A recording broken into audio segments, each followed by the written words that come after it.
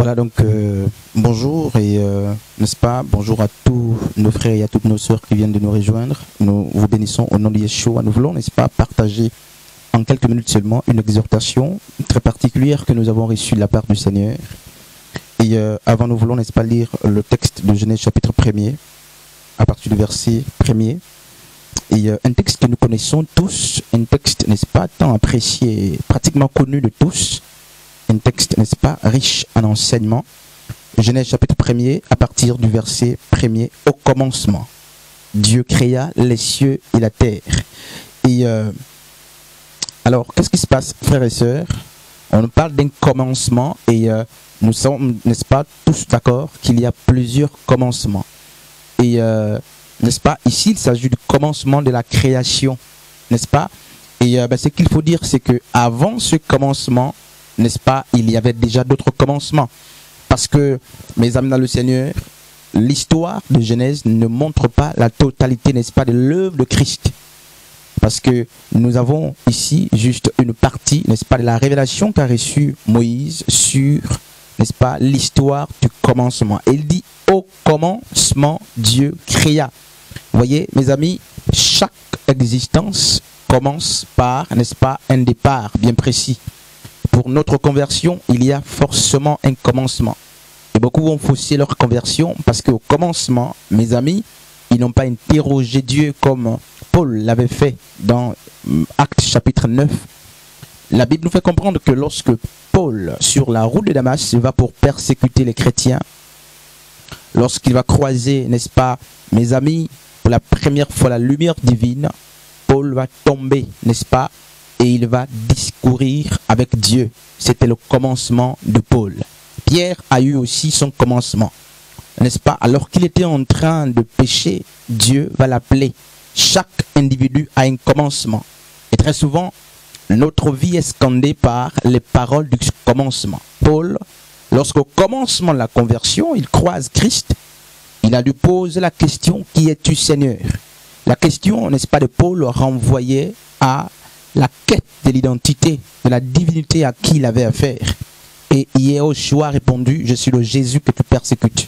Par suite, Paul va poser la question à Jésus, que veux-tu que je fasse? Voici, n'est-ce pas, frère, les questions du commencement pour chaque véritable existence. Si nous voulons réussir avec Dieu, il nous faut nous poser, n'est-ce pas, des véritables questions dès le commencement. N'est-ce pas? Qu'est-ce que Dieu a dit de ta vie dès le commencement? Qu'est-ce que Christ a dit dès le commencement? Alors Paul a posé la question sur l'identité de Christ. Christ a donné et décliné son identité. Paul a ensuite posé la question sur le devenir du ministère. Que dois-je faire? Et par suite, Yeshua a lui-même orienté Paul. Au commencement, Dieu créa les cieux et la terre. Alors, frères et sœurs, parmi les œuvres de la création de Dieu, la Bible nous présente, n'est-ce pas, la dernière créature que Dieu a créée, que Dieu a façonnée de la terre. Il s'agit d'Adam.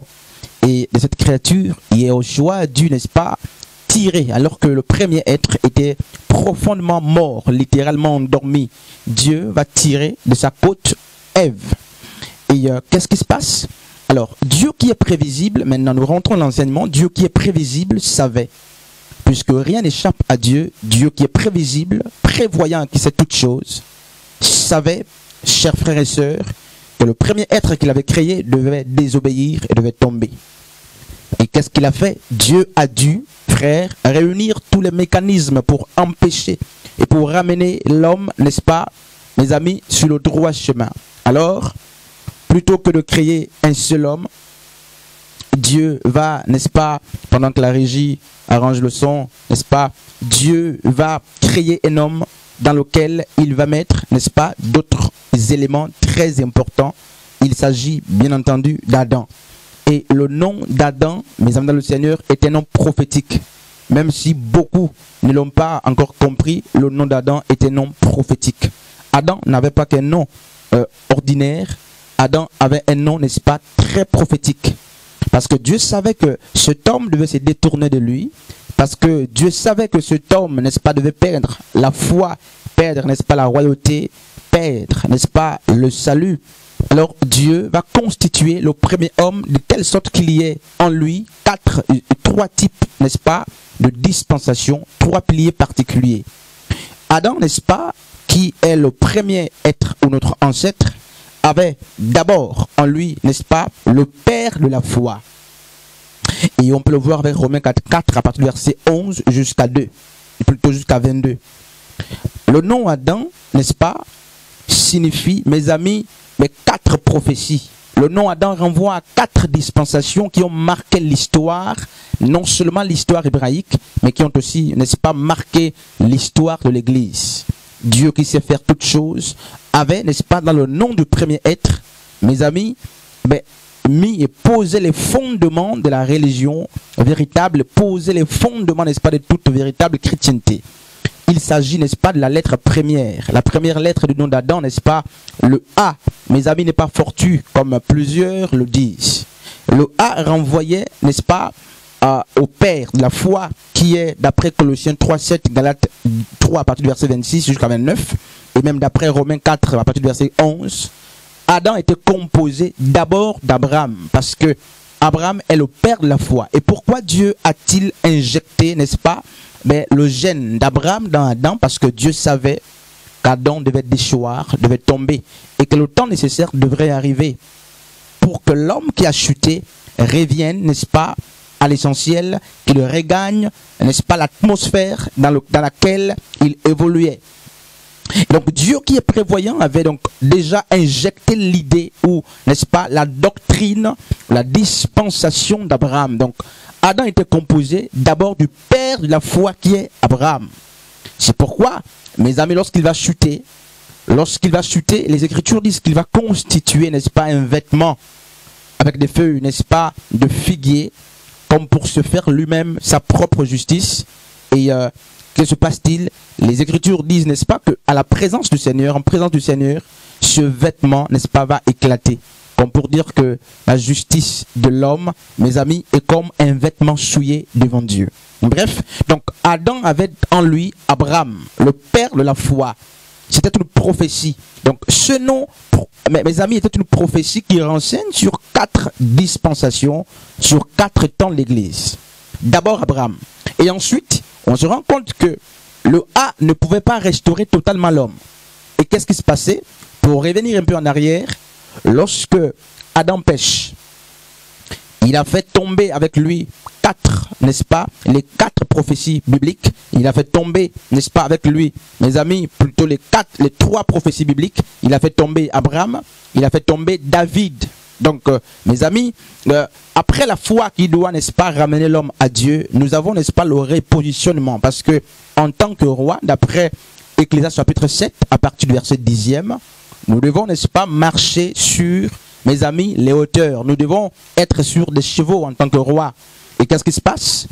Lisons l'histoire de Genèse. La Bible dit qu'au commencement, l'homme avait reçu de Dieu l'approbation, l'autorité, le pouvoir de dominer sur toute chair, de tout assujettir. Et avec la chute de l'homme, l'homme va non seulement peindre, n'est-ce pas, l'étiquette d'Abraham. Donc la puissance de la première lettre d'Adam, du nom d'Adam, va, n'est-ce pas, mes amis, chuter. Ensuite, il y a, après le A, il y a le D, le A, donc le Da, qui, mes amis, était la prophétie qui renseignait sur le roi, n'est-ce pas, ou la royauté, la partie royale de Christ, n'est-ce pas? Et rappelez-vous que lorsque le peuple d'Israël est sorti, n'est-ce pas, de la captivité égyptienne, lui qui hier était soumis totalement, n'est-ce pas, à la théocratie divine, il va commencer, frères et sœurs, à réclamer un intermédiaire homme. Donc, la gloire et la présence de Dieu ne suffisaient plus. Et ce peuple, frères et sœurs, va demander à Dieu un roi, un homme. Un roi qui, n'est-ce pas, va finir par être donné à ce peuple. Il s'agit, n'est-ce pas, de Saül. Un roi qui était donné selon la parfaite volonté des hommes. D'abord, parce que il ne venait pas de la volonté parfaite de Dieu, mais de la permissive. Dieu a accordé aux hommes ce dont ils avaient besoin et ce qu'ils avaient demandé. Et à cette époque, n'est-ce pas, Saül va être appelé à la consécration. N'étant pas demandé par Dieu et n'étant pas au commencement de la prophétie, la Bible raconte, n'est-ce pas, l'histoire triste de Saül qui a fini par désobéir, qui a fini par, n'est-ce pas, mettre en avant les sacrifices plutôt que l'obéissance. Nous connaissons l'histoire et nous pouvons vérifier dans 1 Samuel, n'est-ce pas? Et Saül, qui était le roi selon la volonté des hommes, selon la demande des hommes, va désobéir à Dieu. Pourquoi? Mais parce que, mes amis, il avait priorisé les artifices, il avait priorisé le matériel. Et lorsqu'il va tomber, la Bible dit que Dieu va se choisir cette fois-ci un homme selon son cœur. Un homme qui n'avait certainement pas d'éclat pour attirer les foules. Un homme qui n'avait certainement pas, n'est-ce pas, une taille impressionnante. Un homme qui n'avait certainement pas un bagage intellectuel requis pour influencer. Mais il était, n'est-ce pas, berger, disent les Écritures. David, d'après, n'est-ce pas, 2 Samuel et 1 Samuel, le roi David, avant d'être même consacré, avant de bénéficier de l'huile qui symbolise l'onction et le Saint-Esprit, l'histoire biblique et ecclésiastique nous dit que le roi David s'occupait des brebis, n'est-ce pas, du troupeau de son père. Et lorsque Samuel est envoyé vers, n'est-ce pas, mes amis, la famille de David, Samuel va vouloir de premier abord, n'est-ce pas, mes amis, consacrer un homme influent, un homme qui avait, n'est-ce pas, la parure extérieure qui séduisait. Et Dieu dira, il n'est pas le Dieu qui s'attache, n'est-ce pas, à la parure extérieure, il regarde au cœur. Un homme insignifiant avait, n'est-ce pas, été prophétisé dès le commencement. N'est-ce pas? Dieu va donc appeler David, ce n'est pas d'une manière fortuite. David va être appelé pour, n'est-ce pas, l'accomplissement de la prophétie du nom d'Adam. Puisque Abraham était passé, il fallait désormais que, après la lettre A qui symbolisait, n'est-ce pas, le père de la foi, il fallait arriver au niveau de la lettre, n'est-ce pas, D, A. Donc, Da, la deuxième lettre, n'est-ce pas, la deuxième et troisième lettre, n'est-ce pas, qui composent le nom, n'est-ce pas, d'Adam, était une prophétie qui annonçait la restauration du royaume. Et que se passe-t-il? David va être consacré. Et j'aime cette histoire de David. Il va être consacré. Et la Bible nous fait comprendre, n'est-ce pas, que David, qui était l'homme selon le cœur de Dieu, a, mes amis, comme tout homme, connu des temps de faiblesse. Il a connu, n'est-ce pas, commis même des meurtres. Cet homme a conduit à la mort, n'est-ce pas, Uri, au point même de prendre sa femme, avec qui il a fini par faire un premier enfant qui est parti. Par suite, va sortir Salomon. Et l'histoire nous dit, n'est-ce pas, que David est un roi à qui le Seigneur a promis, n'est-ce pas, le règne à perpétuité. En fait, David était la prophétie, n'est-ce pas, de la royauté messianique. Et l'histoire, mes amis, de 2 Samuel 5, 17, nous éclaire. Alors, nous sommes donc ici, mes amis, en train de restaurer, nous comprenons que Abraham, donc le père de la foi, qui était représenté, symbolisé par la première lettre du nom d'Adam, est restauré. Nous nous rendons compte que la royauté ou le pilier royal du trône de Dieu, ou, n'est-ce pas, du royaume divin est restauré avec, n'est-ce pas, la théocratie donc divine est restaurée avec David, qui était un roi selon le cœur de Dieu. Et jusqu'ici, on se rend compte, frères et sœurs, que, n'est-ce pas, le plan de Dieu, dès le commencement, n'est toujours pas restauré. C'est pourquoi Christ va envoyer le second Adam. Et le second Adam, c'est la personne du Messie, la personne de Christ, qui va, mes amis, être symbolisé ou représenté par la dernière lettre qui constitue, n'est-ce pas, le nom du premier être, Adam. Le M en question qui, mes amis, sert de la désinence ou de la fin, qui constitue la fin, n'est-ce pas, du nom du premier être, était en train, mes amis, de renvoyer à quoi, mes amis, à l'accomplissement, n'est-ce pas, la prophétie portant sur l'arrivée du Messie. C'est pourquoi lorsque nous lisons Ésaïe 60 à partir de verset 1er, la Bible dit ceci: lève-toi, sois éclairé, car ta lumière arrive. Cette lumière, nous l'avons vue, dès le premier, le deuxième, le troisième jour, cette lumière avait été appelée et n'a pas été créée. Dieu a dû dire que la lumière soit. Donc Dieu n'avait pas créé la lumière en question, Dieu l'a appelée. C'est cette lumière qui a permis, n'est-ce pas, de créer. Elle a servi du jour pour créer les 3 premiers jours. Et c'est à partir du 4e jour que les astres ont été créés. Et donc cette lumière, en réalité, d'après Jean chapitre 8e, renvoie à la personne du Messie ou de Christ. Lève-toi, sois éclairé, car ta lumière arrive. Ésaïe 1er à partir de verset 60 à partir de verset 1er. Donc, le nom d'Adam était, n'est-ce pas, trois prophéties, n'est-ce pas, mais collées en elles-mêmes. Trois prophéties qui annonçaient la restauration, n'est-ce pas, du premier Adam. La première prophétie annonçait le père de la foi, Abraham, incarné ou symbolisé par la première lettre du nom d'Adam. La deuxième prophétie renvoyait à la restauration de la théocratie divine, qui était incarnée par la personne de David. Et la troisième prophétie, mes amis, appelait à l'arrivée du Messie. Et donc, il faut joindre la foi, la royauté et le salut pour que l'homme soit restauré totalement. Et c'est ainsi, n'est-ce pas, que l'homme originel, mes amis, a été restauré, tant, n'est-ce pas, dans le temps passé comme dans le temps présent. Alors, mes amis dans le Seigneur, nous voulons terminer cette exhortation de quelques minutes, n'est-ce pas, en lisant, n'est-ce pas, ce texte de Proverbe 16 à partir du verset 7. La Bible dit, n'est-ce pas, que lorsque le Dieu puissant, lorsque le Seigneur agrée les voies d'un homme, il dispose à son égard, il dispose favorablement à son égard, n'est-ce pas, même ses ennemis. L'homme donc, mes amis, mais devant qui les genoux des ennemis fléchissent, c'est l'homme dont les voies plaisent à Dieu. Et nous l'avons encore dit hier. Lorsque nous sommes païens, avant notre conversion, et nous sommes en train de terminer, nous sommes des personnes derrière qui le Seigneur se positionne. Mais encore, avant que nous ne soyons en Christ, Christ marche, n'est-ce pas, avec nous. C'est-à-dire que nous sommes devant et Christ est derrière. Mieux encore, nous sommes comme des brebis errantes, n'est-ce pas, qui prennent ainsi plusieurs voies. Avant que Christ ne trouve l'homme, l'homme est, n'est-ce pas, devant et c'est le chef. Christ est donc derrière. Et c'est ainsi que l'appel est lancé pour que l'homme s'intéresse à la vocation de Dieu. Une fois, n'est-ce pas, l'homme a accepté l'invitation, qu'est-ce qui se passe-t-il? La première chose que Dieu fait, ce n'est pas d'abord de lui donner assez de puissance. La première chose que Dieu, n'est-ce pas, veille de faire, c'est de repositionner l'homme. En réalité, l'homme qui hier était devant Dieu avant la conversion, se doit désormais d'être derrière Dieu. C'est ainsi que les voies de l'homme pourront désormais, n'est-ce pas, mes amis, attirer la faveur de Dieu. L'homme original ou originel était constitué, pour finir, de trois prophéties, de trois grands moments qui scandent l'existence, n'est-ce pas, de notre foi chrétienne. Dieu qui a créé Adam savait qu'Adam devait tomber.